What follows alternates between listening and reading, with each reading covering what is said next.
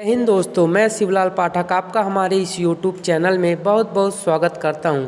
आज हम बात करेंगे जीव विज्ञान के महत्वपूर्ण टॉपिकों पर जो कि कंपटीशन एग्ज़ाम में अत्यधिक पूछा जाता है। तो चलिए शुरू करते हैं। पहले हम देख लेते हैं जीव विज्ञान है क्या। तो जीव विज्ञान का इंग्लिश शब्द है बायोलॉजी।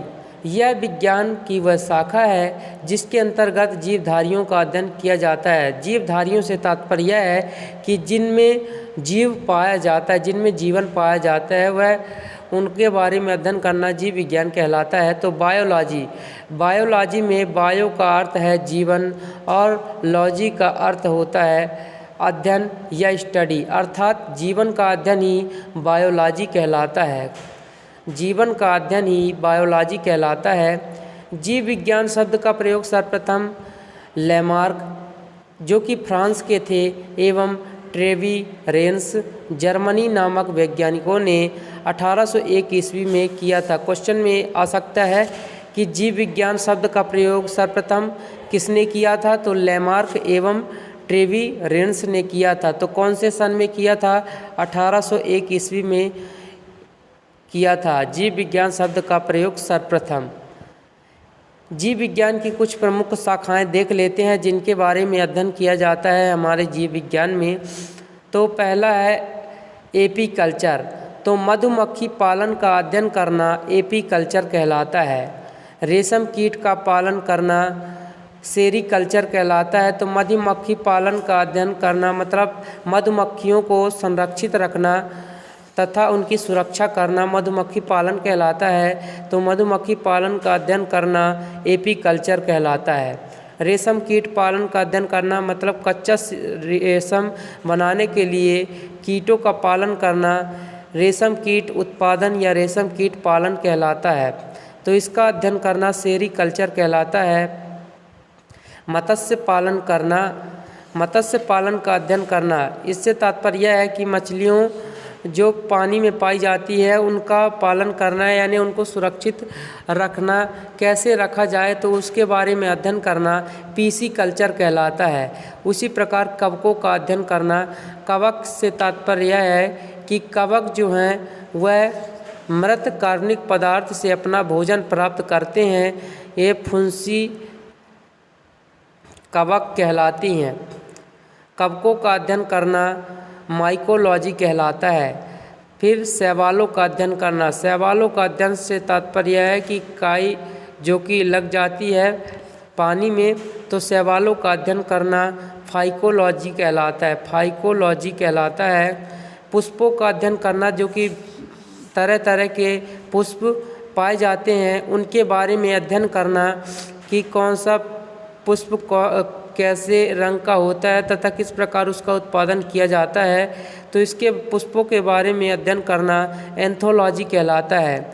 फलों का अध्ययन करना, फलों के बारे में अध्ययन करना कि कौन सा फल कैसे उत्पादित किया जाए तथा उनके क्या क्या गुण होते हैं। तो फलों का अध्ययन करना पोमोलॉजी कहलाता है।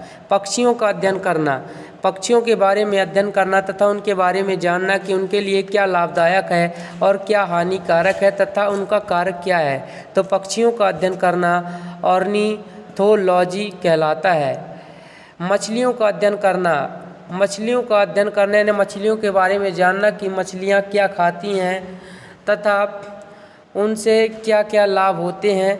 तो मछलियों का अध्ययन करना इक्थियोलॉजी कहलाता है। मैं आपको बता दूं कि बहुत ही इम्पोर्टेंट क्वेश्चन है ये। यदि आपसे ये बन गया तो हर पेपर में लगभग 102 नंबर आसानी से इसके बारे में पूछा ही जाता है कि इसके बारे में अध्ययन करना क्या कहलाता है। तो इनको आप याद कर लीजिएगा ये, और पेन कापी लेकर बैठिए। कभी भी यदि आप पढ़ने के लिए बैठते तो पेन कापी लेकर बैठें।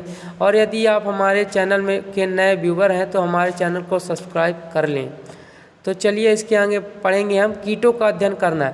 तो कीटों के बारे में अध्ययन करना, यानी कीट कितने प्रकार के होते हैं तथा उनमें क्या क्या विशेषताएं होती हैं, तो कीटों के बारे में अध्ययन करना एंटोमोलॉजी कहलाता है। वृक्षों एवं झाड़ियों का अध्ययन करना। वृक्षों एवं झाड़ियों का अध्ययन करना क्या कहलाता है? डेंड्रोलॉजी कहलाता है। जो वृक्ष होते हैं कई कई प्रकार के एवं झाड़ियाँ पाई जाती हैं उनके बारे में अध्ययन करना इन डेंड्रोलॉजी कहलाता है। सर्पों का अध्ययन करना क्या कहलाता है? ऑफियोलॉजी कहलाता है कि कितने प्रकार के सर्प पाए जाते हैं तथा उनमें क्या क्या विशेषताएं होती हैं। छिपकलियों का अध्ययन करना सौरोलॉजी कहलाता है। छिपकलियों का अध्ययन करना सौरोलॉजी कहलाता है कि छिपकलियाँ के अंदर क्या क्या गुण पाए जाते हैं। काष्ठी पेड़ों का संवर्धन करना, यानी पेड़ों को कैसे संवर्धित किया जाता है इसके बारे में अध्ययन करना सिल्वी कल्चर कहलाता है। उद्यान विज्ञान, तो उद्यान जो कि जिनमें कई प्रकार के पेड़ होते हैं सुंदर सुंदर एवं चारों प्रकार, विज्ञान किसे कहते हैं? प्रकृति के क्रमबद्ध ज्ञान को विज्ञान कहते हैं। तो उद्यान उसे कहते हैं जो कि प्रकृति के द्वारा बनाए गए पेड़ पौधों से हरा भरा हो, उद्यान विज्ञान कहलाता है। तो उद्यान विज्ञान के बारे में अध्ययन करना, किसमें कितने पेड़ पाए जाते, कौन कौन से पेड़ पाए जाते हैं, उनमें क्या क्या विशेषताएं हैं, इनके बारे में अध्ययन करना हॉर्टिकल्चर कहलाता है।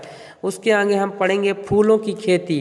तो फूलों की खेती कैसे की जाती है इसके बारे में अध्ययन करना फ्लोरिकल्चर कहलाता है।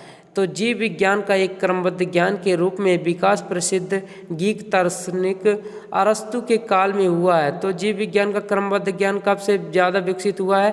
अरस्तु के काल में। उन्होंने ही सर्वप्रथम पौधों एवं जंतुओं के जीवन के विभिन्न पक्षों के विषय में अपने विचार प्रकट किए। यानी सबसे पहले पौधों, पेड़ पौधे हैं एवं जंतुओं, जो जीव जंतु पाए जाते हैं उनके जीवन के बारे में विषय में अपने विचार प्रकट उन्होंने ही किया था। किसने? अरस्तु ने। क्वेश्चन में आ जाता है, इसलिए अरस्तु को जीव विज्ञान का जनक कहते हैं। तो मैं आपको बता दूं, क्वेश्चन में आता है कि जीव विज्ञान का जनक किसे कहा जाता है? तो जीव विज्ञान का जनक कहा जाता है अरस्तु को। इन्हें जंतु विज्ञान के जनक भी कहा जाता है। तो चलिए दोस्तों, आज के लिए बस इतना ही। इसे आप ध्यान से अपने कॉपी में लिख लीजिएगा तथा इसे याद कर लीजिएगा, यह आपके लिए बहुत ही इम्पोर्टेंट है। यदि आपको हमारा वीडियो अच्छा लगा हो तो एक लाइक ज़रूर करें तथा हमारे चैनल को सब्सक्राइब करें ऐसे ही स्टडी एंड मोटिवेशनल वीडियो के लिए। जय हिंद।